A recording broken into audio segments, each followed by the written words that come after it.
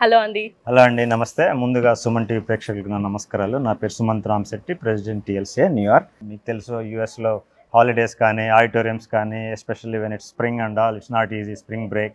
So మాకు అన్ని విధాలా చూస్తే ఈ రోజుకి ఆడిటోరియం దొరకడం జరిగింది. అండ్ మా ఎగ్జిక్యూటివ్ కమిటీ 3 విభాగాలుగా ఉంటూ కల్చరల్ అని, ఫుడ్ కమిటీ అని అండ్ హాస్పిటాలిటీ, ఇన్ని విభాగాలుగా టీం అంతా వర్క్ చేస్తే ఈ ప్రోగ్రామ్ని పుల్ చేశారండి.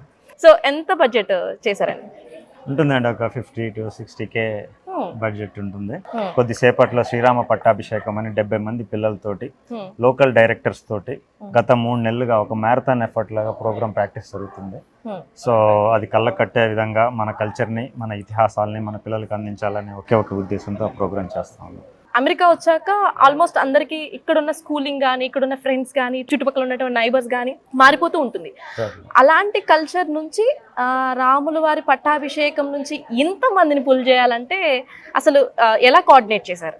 దట్స్ వెరీ గుడ్ క్వశ్చన్ అండి. లాస్ట్ ఇయర్ మా ఎక్స్ అఫిషియో కిరణ్ కుమార్ రెడ్డి గారు టైంలో ముందు బాలకాండ అని ఒక చిన్న కాన్సెప్ట్ తోటి పిల్లలతోటి చేయాలని ఆయన దీన్ని స్టార్ట్ చేశారు. అప్పుడు పిల్లలందరూ ఈ ప్రోగ్రామ్కి, మన కల్చర్కి చాలా దగ్గర అయ్యి రామాయణం గురించి ఇంట్రెస్ట్ చూపించారు.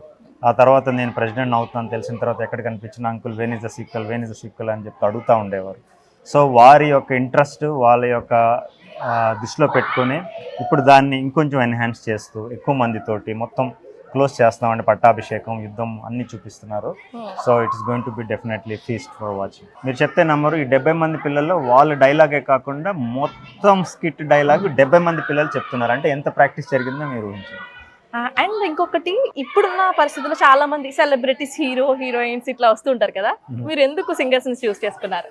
అంటే డెఫినెట్గా అండి, గుడ్ క్వశ్చన్. నేను ఎలా ఆలోచిస్తా అంటే అండి, నేను ఎవరినైనా ఒక ప్రోగ్రామ్కి ఈరోజు వీకెండ్ ఇన్వైట్ చేసినప్పుడు వాళ్ళ వీకెండ్ ఒక హాఫ్ డే ఈ సంస్థ కోసం కానీ నా పిలుపు మేరకు ఎందుకు రావాలి అని నేను ఆలోచిస్తే మనం ఏమి ఇవ్వగలుగుతాం? అందరూ కలిసి మాట్లాడుకోవడానికి ఒక ప్లాట్ఫామ్, అలాగే చక్కటి భోజనం అయిన తర్వాత ఒక మంచి మ్యూజికల్ నైట్. సో ఇలా ఆలోచిస్తాను. Heroines, yes they are, but I think this is what is going to give a real fun and entertainment for the community.